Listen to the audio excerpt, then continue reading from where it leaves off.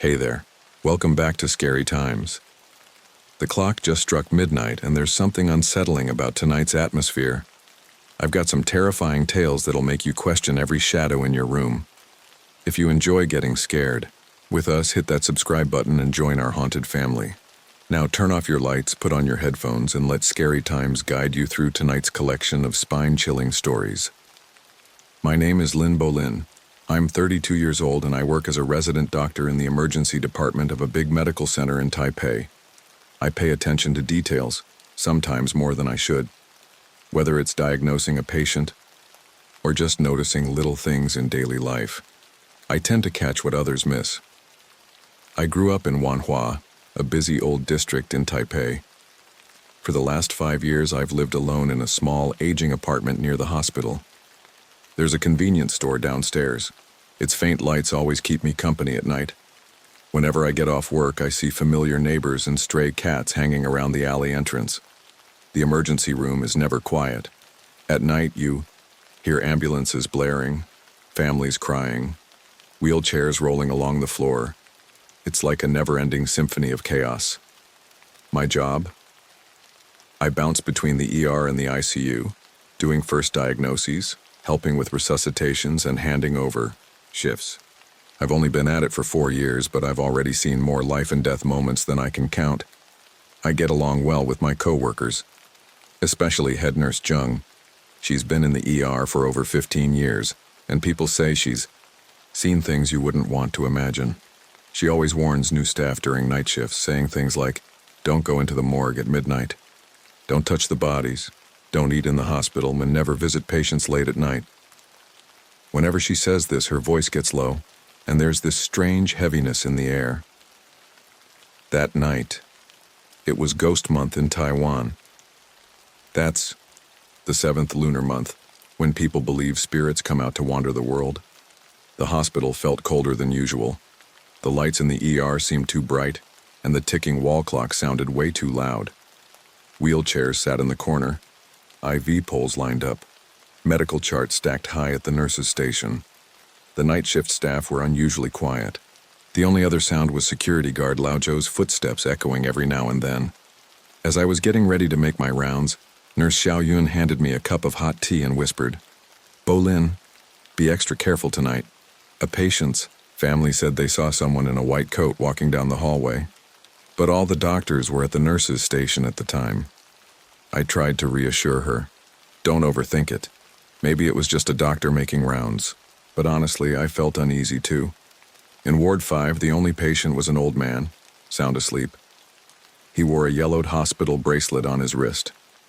Outside, I could hear the rain, like it was warning me that this night wouldn't be peaceful.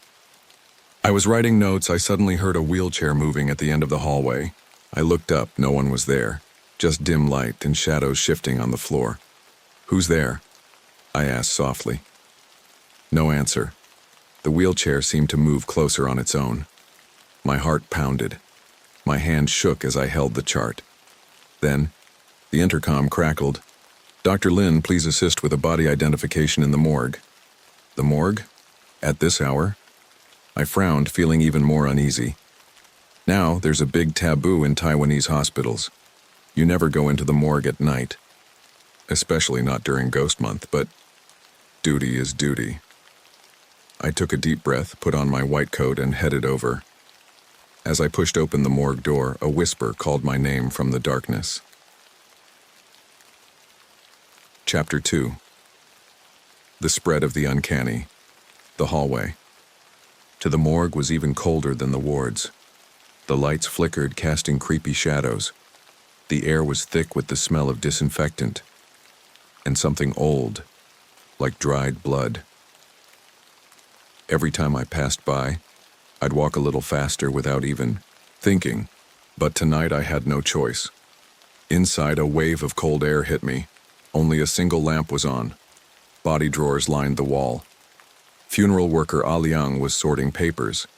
He looked up and said, "Dr. Lin, the body tonight just came in from the ER. The family isn't here yet. Can you help with the identification?" I nodded and walked over to the drawers. As I opened one, I suddenly heard a whisper right by my ear. Bolin. Can you see me? I spun around, but all I saw was Ah Liang, head down, acting like nothing happened.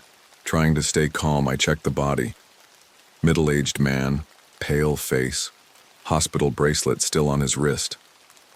As I was about to cover him with a sheet, his finger seemed to twitch. I jumped back.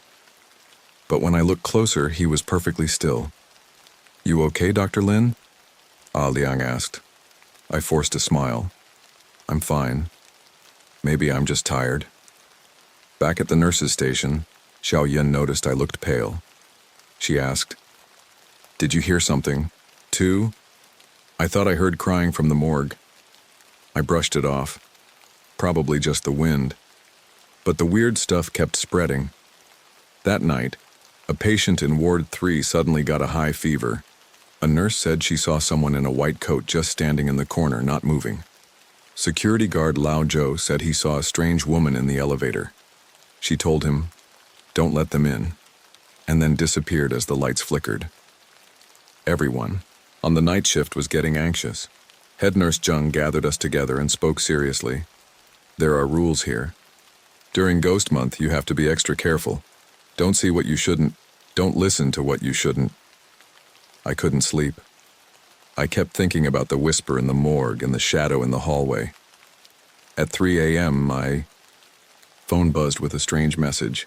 3 o'clock is when the ghost gate is open. You'll see the real thing. My body went cold. 3 a.m., known in Taiwan as Ghost Hour. That's when people believe the boundary between the living and the spirit world is at its thinnest. I stared at my phone, heart pounding, feeling like something was about to appear right behind me. At 3 a.m., I heard a wheelchair stop outside my door. A pale finger slowly slid under the gap. Chapter 3. Terror approaches, 3 a.m. The sound of the wheelchair outside was deafening. I stared at the space beneath my door, breathing fast. A pale, thin finger slowly crept under the door, its nail bluish white, moving with a strange determination. I couldn't move. I watched as the finger traced the floor, like it was searching for something. My mind went blank. Sweat ran down my face. The doorknob started to rattle, like someone was gently trying to turn it. "Who's out there?" I whispered, my voice shaking. No answer. Just that finger, gliding back and forth under the door. I grabbed a medical chart, as if it could protect me. Suddenly my phone buzzed. It was a message from my coworker, Ah Hao. "There's something in the hallway, don't come out." Relief and fear hit me at the same time. At least I wasn't imagining things. Then I heard heavy breathing right outside my door. Wet, low, and cold. I remembered the hospital taboo. Don't respond to strange things, don't open doors or windows. I held my breath, watching the finger. Finally, it withdrew. The wheelchair rolled away. I collapsed to the floor, shaking. After a few minutes, I peeked through the door's window. The hallway was empty. Just a lone wheelchair at the end, an IV pole knocked over, and a hospital bracelet swinging from the armrest. I went to find Ah Hao. He looked pale and was quietly chanting prayers. "Did you see it?" I asked. He nodded, voice trembling. A woman in a white coat was pushing a wheelchair. I couldn't see her face. She kept reaching for me. "We went to head nurse Zheng," she whispered. "This isn't the first time. Every Ghost Month things like this happen." Did either of you break any taboos? I thought back. Except for going into the morgue, I hadn't done anything out of the ordinary. Ah, Hao suddenly remembered. I ate a midnight snack in the staff room and dropped some chicken on the floor. Did that offend them? Zheng's face darkened. She told us to clean up all food and burn incense for protection. She handed me a talisman to carry. After that, the strange events got worse. Lights flickered. Security cameras caught blurry figures. Patients screamed in the night. "She's here, she's taking me." My stress was through the roof. I started to wonder if I was losing my mind. I searched the hospital archives and found an old report from 10 years ago. A young female doctor disappeared during a night shift, Last seen near the morgue. Only her hospital bracelet and white coat were found. Her body? Never recovered. That night I dreamed I was in the morgue. The missing doctor was there, her face hidden by her hair. She was holding a hospital bracelet, silently beckoning me. I woke up to find a yellowed hospital bracelet by my bed. It was engraved with the missing doctor's name. Chapter. For the truth and confrontation. At dawn, I stared at that yellowed bracelet. My palms were sweating. Chen Yi-jun, the missing doctor's name. How did this end up by my bed? I brought it to head nurse Jung. She turned pale. How did you get this? This belonged to her. Jung, what are you hiding? I asked, my fear mixing with anger. After a long silence, she finally told me the truth. 10 years ago, Dr. Chen broke the rules. She went into the morgue at midnight and moved an unclaimed body to free up a drawer. She never came back. Since then, every ghost month, her shadow appears. Some say she's looking for a substitute. Others say she wants to be set free. I remembered the eyes from my dream. Was I haunted now? That night, the hospital was eerily quiet. Ah Hao and Xiao Yun were both on leave. I was alone.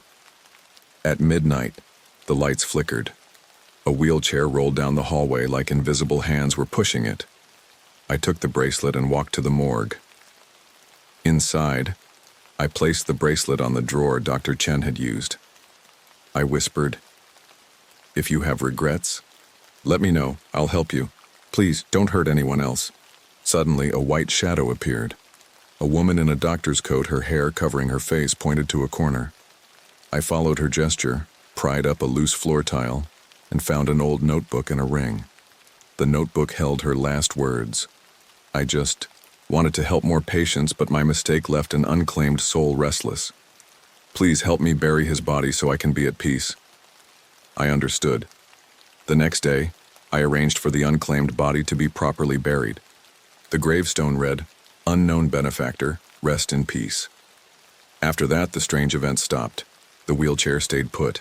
The morgue was silent. Only I knew what really happened. But sometimes, late at night, I still see a white figure at the end of the ER hallway, quietly watching over the hospital. One late night, I came home and found a yellowed hospital admission slip at my door. My name was on it. So was today's date. Ending. Shadows remain. Since then, life has mostly gone back to normal. My co-workers have forgotten the shadows. Only I, whenever I walk past the morgue, still feel a chill. Sometimes I wonder, are ghosts real? Or are they just our own fears and guilt? But when I see that bracelet and notebook, I remember the restless souls in the hospital, just wanting peace. One night, exhausted, I came back to my apartment. There was a yellowed hospital admission slip at my door. My name, today's date, and underneath, a faded line. Are you ready? I knelt down, hands trembling, and touched the paper. From the hallway, I heard the slow, steady sound of a wheelchair, drawing closer to my door. I stared at the slip of paper for a long time. My mind raced with questions. Was this some kind of prank, or was it a warning?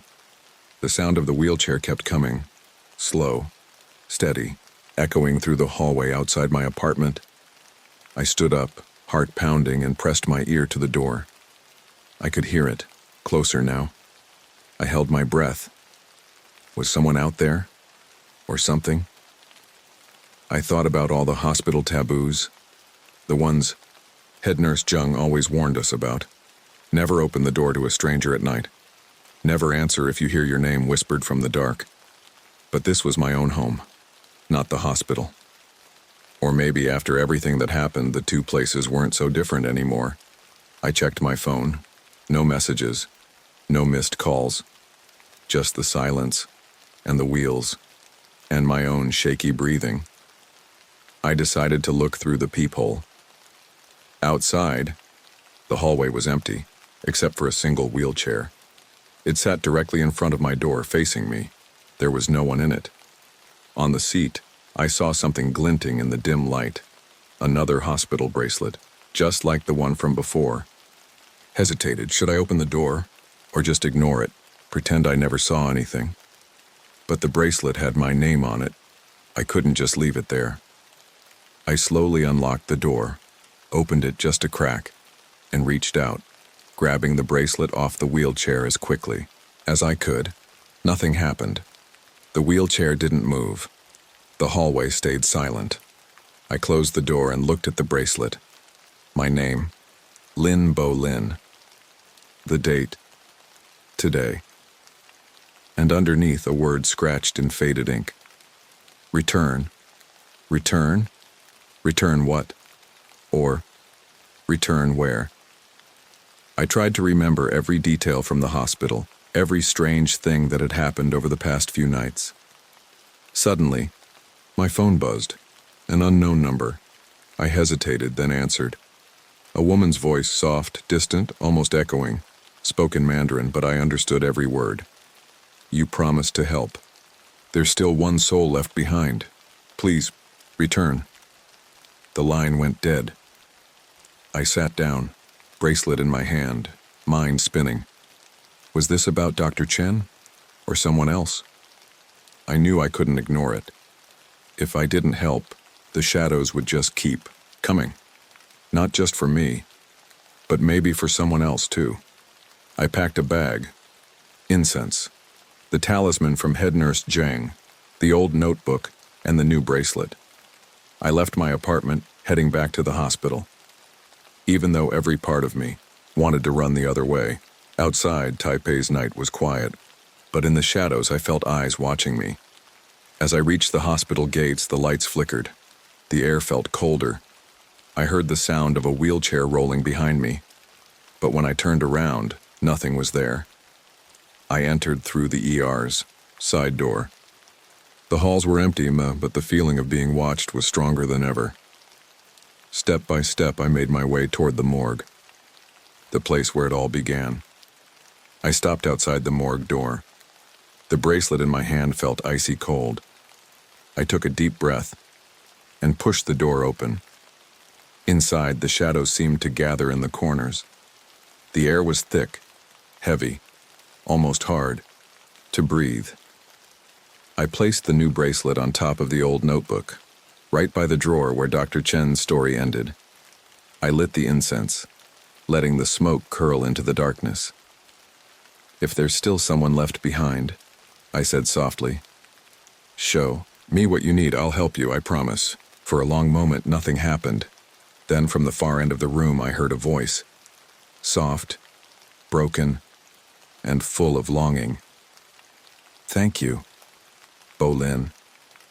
A cold breeze swept through the room, carrying the scent of incense and something older, like memories or regrets. The wheelchair in the hallway rolled away on its own, disappearing into the shadows. The air grew lighter. The heaviness lifted. I felt for the first time in weeks at peace. But as I turned to leave, I glanced back one last time. In the corner, just for a second, I saw her, the woman in the white coat, her face finally visible, eyes filled with gratitude. And then, she was gone. I stepped out into the hallway, the morning sun just beginning to rise over Taipei. Maybe the story really is over this time. Or maybe in a place like this, the line between the living and the dead is never quite closed. But I know one thing. Sometimes the only way to find peace is to keep your promises, and to never forget the shadows that walk beside us, even in the brightest light. I've always been a practical man. Growing up in Taipei, my grandmother would tell me ghost stories while burning incense for our ancestors, and I'd smile politely while mentally calculating the probability of supernatural phenomena. Approximately 0. My name is Chen Jihao, and until 6 months ago, I was the most rational software developer you'd ever meet. When my tech company relocated across Taipei last winter, I found myself apartment hunting in one of the world's most expensive real estate markets. After 2 exhausting months of viewings, I stumbled upon what seemed like an impossible find. A spacious 3-bedroom near the MRT station, our subway system, for just 12,000 NT dollars monthly, roughly $400 USD. In Taipei, that's not just a bargain, it's practically theft. The landlord, Mr. Lin, was an elderly man with tired eyes who seemed oddly eager to rent the place. "It's been empty for nearly 6 months," he explained as he unlocked the door to the 5th floor walk-up. The building was at least 30 years old, which explained the lack of elevator, but the apartment itself was surprisingly well maintained, despite the stale air that greeted us. As Mr. Lin showed me around, I noticed the master bedroom door was closed. "May I see in there?" I asked. He hesitated, just for a moment, before nodding. "Of course." The bedroom was spacious with a double bed and large wardrobe.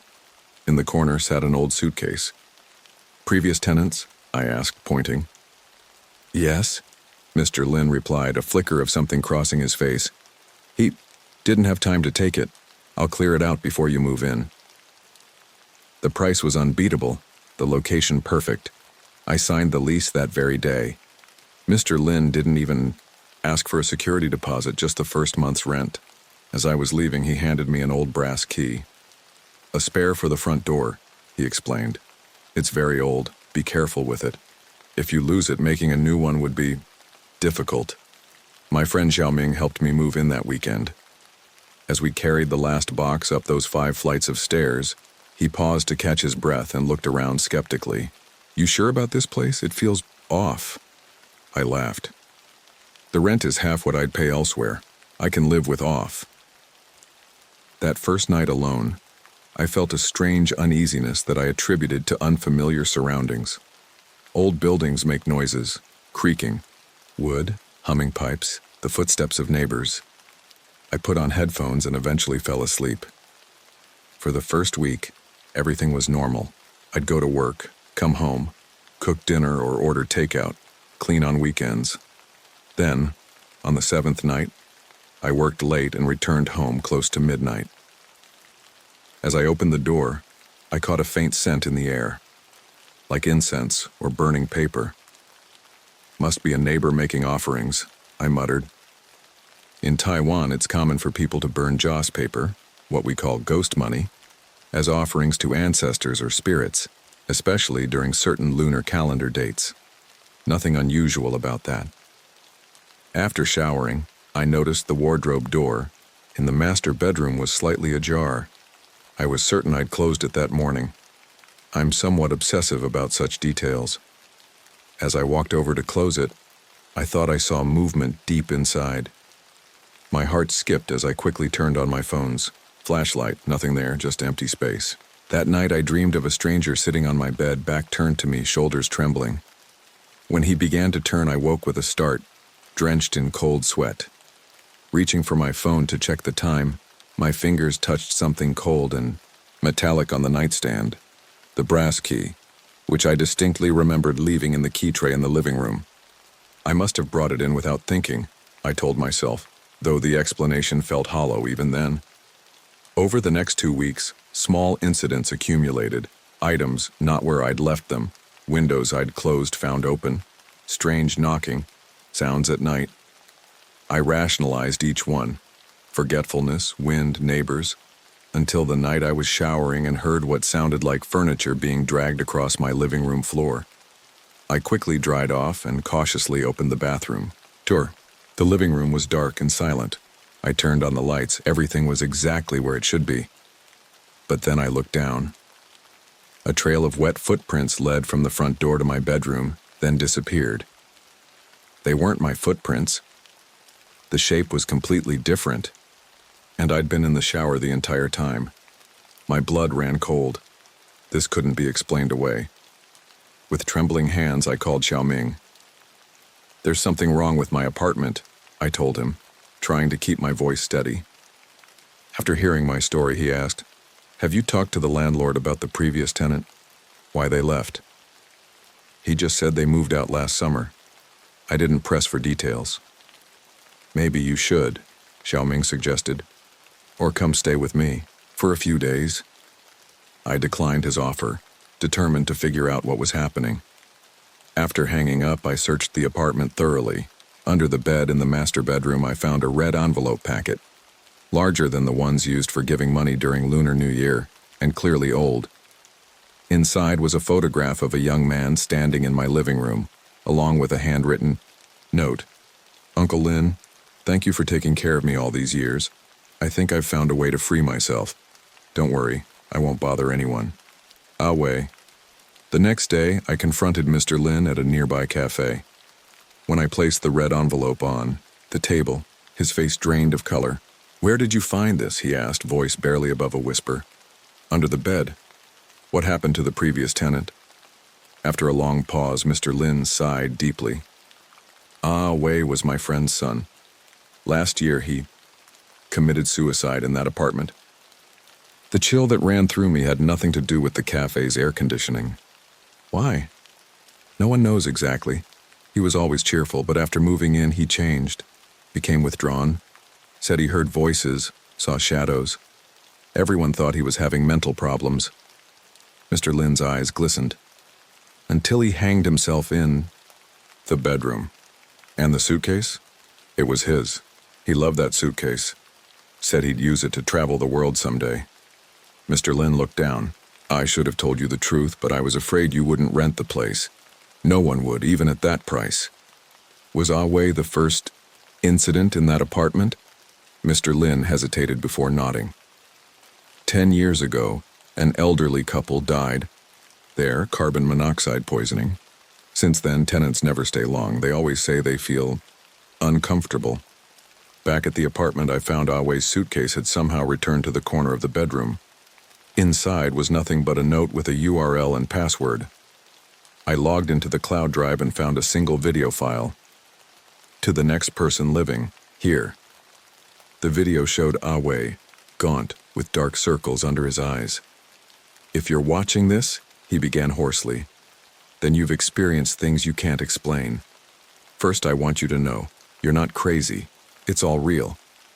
He explained how 3 months after moving in, he began hearing strange sounds, eventually seeing figures. He'd researched the apartment's history and discovered multiple deaths there. Some places accumulate negative energy, he continued. But this is more than that. This apartment has a presence. It attracts vulnerable people, then slowly breaks them down. The video cut briefly before resuming. I found patterns. It's most active between 11 p.m. and 3 a.m., and on the 1st and 15th days of the lunar month. Days when the veil between worlds is thinnest, according to traditional belief. Certain actions attract its attention. Burning joss paper in the room, looking in mirrors at midnight, doing laundry late at night, or disturbing that old suitcase. His final words chilled me. If you're watching this, move out immediately. If you stay, at least observe the taboos I mentioned. Maybe you'll be luckier than me.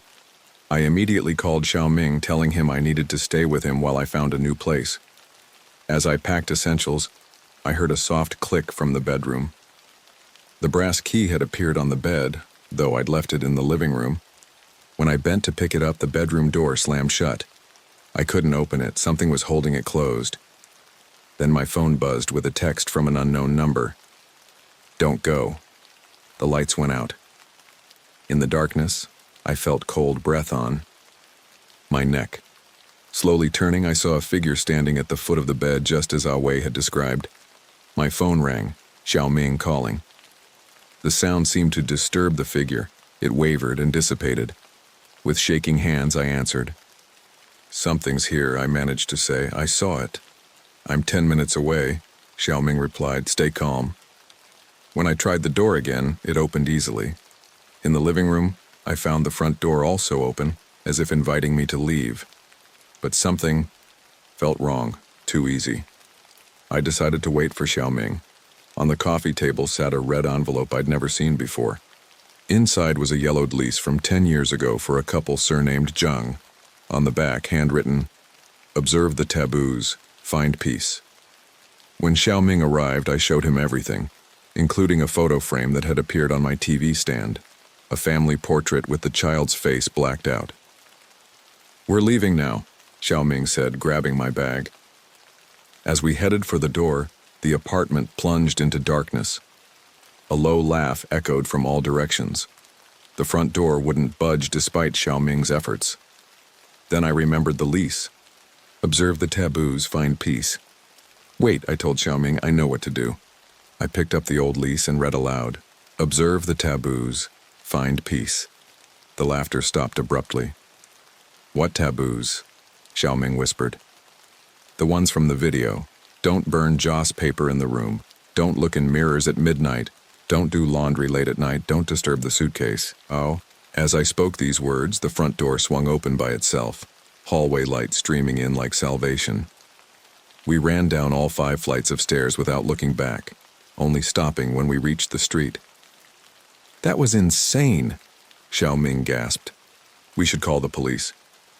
And tell them what? That we saw a ghost? I laughed bitterly. That night at Xiao Ming's apartment, my phone received another message from the unknown number. You observe the taboos. I respect the contract. But remember, this is only temporary peace. A week later, I found a new apartment. More expensive, but in a modern building with bright spaces and no mysterious history. On moving day, Xiao Ming helped carry the last box in and clapped my shoulder. From today on, forget that haunted place. I smiled, believing it was over. That night, unpacking, I found a familiar red envelope at the bottom of my backpack. Inside was the old lease, but the text on the back had changed. The contract is, made the taboos eternal. Wherever you go, I will follow. I dropped it in horror, but when it hit the floor, it had become an ordinary blank paper. In that moment, I understood. Some contracts, once signed, can never be broken. Over the following months, I maintained a fragile peace by strictly observing the taboos. No mirrors after midnight. No laundry in the late hours. The brass key, which somehow returned to my possession, sits in a wooden box on my shelf. I can't touch it, but I can't throw it away either. After exhausting conventional solutions, I visited Longshan Temple, one of Taipei's oldest and most revered spiritual sites. An elderly volunteer noticed my distress and led me to a small back room where a master sat in meditation. Without opening his eyes, he said, "You've brought something that doesn't belong to you." My hand went to my pocket where, inexplicably, I found the brass key, though I distinctly remembered leaving it at home. The master examined it carefully. This key is older than the apartment, passed from hand to hand, each bearer adding to its burden. The connection formed through your consent, signing the lease, accepting the key, acknowledging the taboos. In spiritual matters, consent is binding. Can nothing be done? I asked desperately. There is one possibility, he said, producing an ancient bronze bell. This is a soul bell, used to guide spirits to rest. Tonight at midnight you must return to the old apartment. The thought terrified me, but I had no choice. That night, standing at the threshold of the master bedroom, in the empty apartment, I rang the bell 3 times at exactly midnight and recited the prayer the master had given me. As I finished, a cold wind swept through the closed apartment. The air thickened with whispers, dozens of voices pleading and crying. I placed the key on the threshold as instructed and turned to leave. Then I heard my name spoken directly, behind me. Jihao! Every instinct screamed to turn around, but I remembered the master's warning. Don't look back. Don't speak to anything you might see or hear. We're not finished, you and I. The voice followed me, a cold breath on my neck. Something brushed against my back. Fingers, insubstantial, but undeniably present. The contract isn't complete. I reached the front door, hands shaking so badly I could barely grip the handle. Behind me, the whispers grew to a chorus, dozens of voices calling my name. You can't leave us here. I finally wrenched the door open and fled without looking back, running until I reached my car. For weeks afterward, I experienced no disturbances. The key was gone. I began to believe I was free. Then landlord Lin called. I've rented the apartment, he said. The new tenant found something that might belong to you, a key. My blood ran cold. A brass key? Yes. He was quite insistent I contact you specifically. How would he know about me? A pause. He said the key had your name on it. That night, I dreamed I was back in the old apartment, not as a visitor, but as a resident. I moved through the rooms, greeting the shadows like old friends. They whispered secrets, telling me about the new tenant and how they were preparing him, just as they had prepared Ah Wei, the elderly couple, and all the others. I woke to a text from an unknown number. The contract is eternal, the chain unbroken. We're waiting for you to come home. Attached was a photo of the brass key on the master bedroom threshold. Engraved on its surface was my name, alongside dozens of others stretching back along the key in tiny characters that seemed to shift as I stared at them. Below them all, freshly engraved, was a new name, the current tenant, the newest link in our chain. I understood then that I would return to that apartment someday. Not as a tenant, but as a guardian, a keeper of the contract, a collector of souls. The key would find its way back to me. It always does. And when it does, I'll be ready to welcome the next tenant home.